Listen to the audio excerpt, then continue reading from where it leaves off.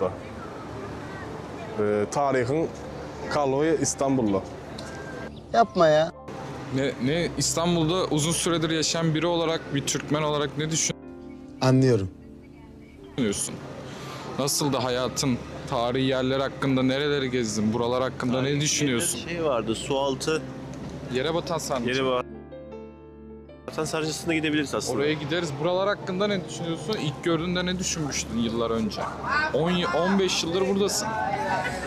İlk gördüğünde heyecanlanmış mıydın? Bir Yok, heyecanlanmadım. tarihe ilgi duyan biri olarak. Yok, o zaman o kadar değil, bilgim yoktu benim. Şu an tabii Yaşlandıkça.